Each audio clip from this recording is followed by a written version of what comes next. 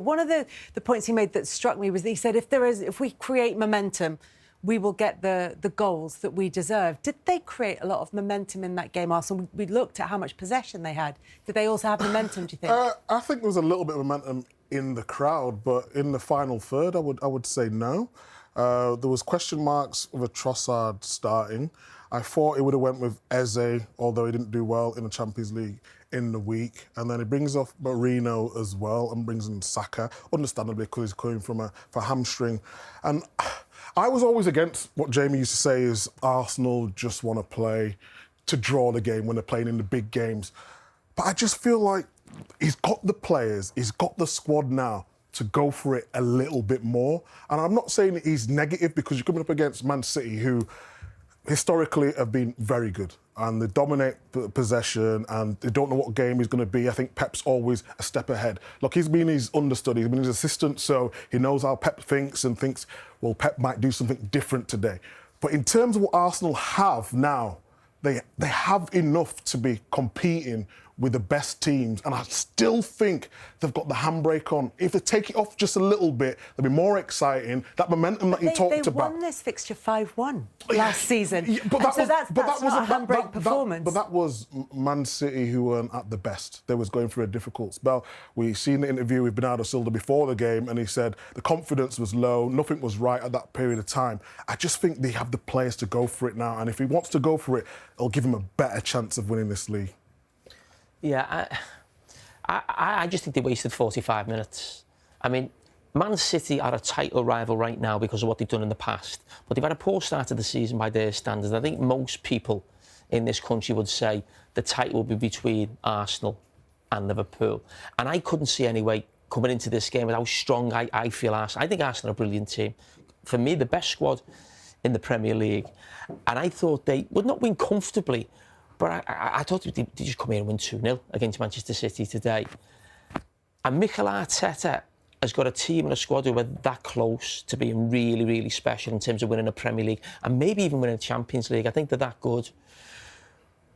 But time after time, when it comes to these big games, he picks a team that feels like he's thinking more about the opposition. And that doesn't mean you can't win the league.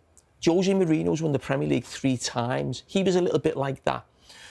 But as I said, for me, that was a waste for 45 minutes. And the reason I'm saying that is because I played for managers like that at Liverpool, and we were really close. We were a very top team, but we never won the Premier League. We won a Champions League, got to a Champions League final. We were a great side.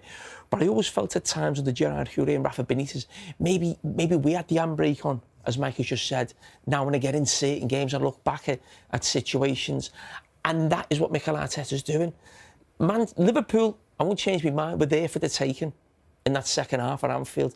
Man City were there for the taking at the start of this game, and he's allowed them to come into the game.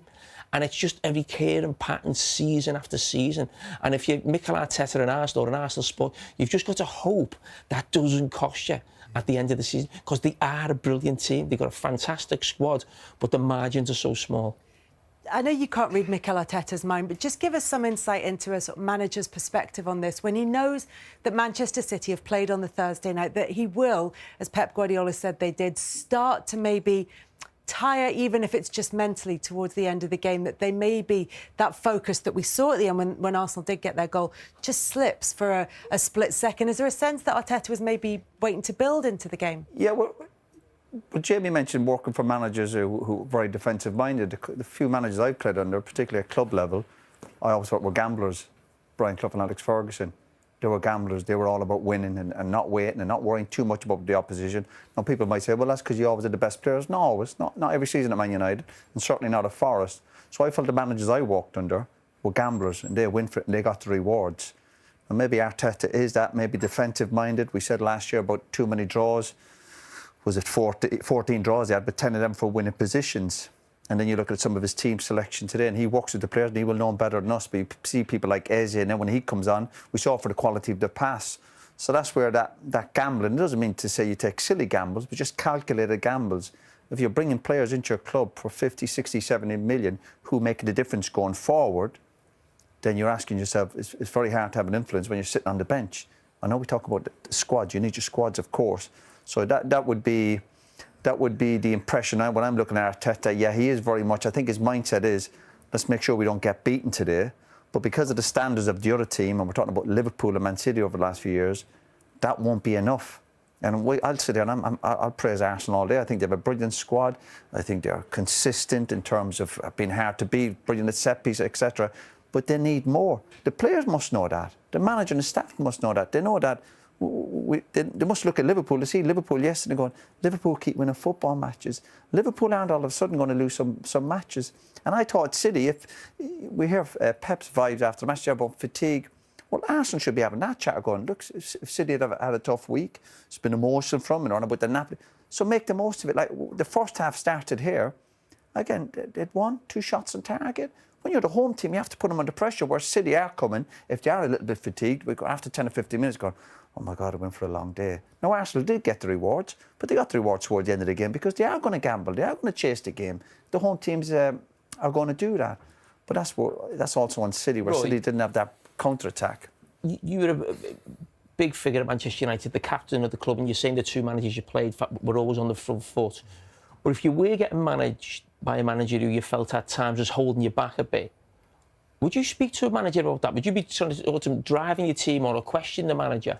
I'm not sure. Because, again, fortunate the club managers that I worked for, I wasn't necessarily for me to go and do that. And I was a young player, particularly with Brian Clough. But would I do that? I don't know, Jamie. It's a good point. I think sometimes if there's some good senior players at your club or at international level and you feel you can do a bit more, yeah, you would do. But I never had to do that because at club level, the managers were always, I felt, their mindset was always, even with 10 or 15 minutes to go, and depending on the situation, if you get a man sent off, you're up against it. Listen, we've all sat there and gone, listen, you take the draw. But if you know too many draws won't get you anywhere fast, particularly when Liverpool are setting such high standards, and Man City did for a number of years where Arsenal were competing with them. So they have to change that mindset, whereas, again, particularly to start the game today, let's go at them. As if they were waiting for something to happen. They've got the quality, they've got the strength and depth. What are they waiting for? Have they got that belief? I said that before the match. Do Arsenal have the belief they can go and take City on? And even Rice, after the game, they're getting interviewed in Arteta. Arteta every week says he's proud of his team. I'd like for him to... He was proud at Old Trafford when they won 1-0. I'd love for him to come up one time and go, no, I expect more from my players. We're Arsenal, we've a big squad, we've spent a fortune, we're going places. Instead of every week going, I'm proud of this and I'm proud of that. No, you kind of get proud of your team when you're winning trophies, and that's the next step for them. But it's the hardest step. But when they're looking at Liverpool and seeing what Liverpool, for example, we're up at Newcastle. You're trying to compare manager's situation. Liverpool were 2-0 up, and they threw it away. They ended up 2-2 against 10 men. You're going, are Liverpool going to hang in for a point? The manager wasn't hanging in for a point.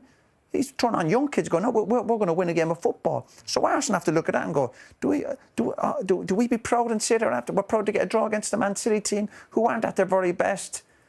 He has to be a bit more critical and say, we need that extra bit if they're going to win the league title. Or come the end of the season, we'll be sitting there going, Arsenal have a decent season. Yeah, they were second, but they've been second, the last 2 or 3 years? Arsenal can't afford for that to stop them. As I said, the squad is fantastic. They've got some of the best players in the league, some of the best players in Europe. When you look at sort of the players on the pitch, they're so close, and they can't afford situations like that to come back and haunt them as it has done year after year.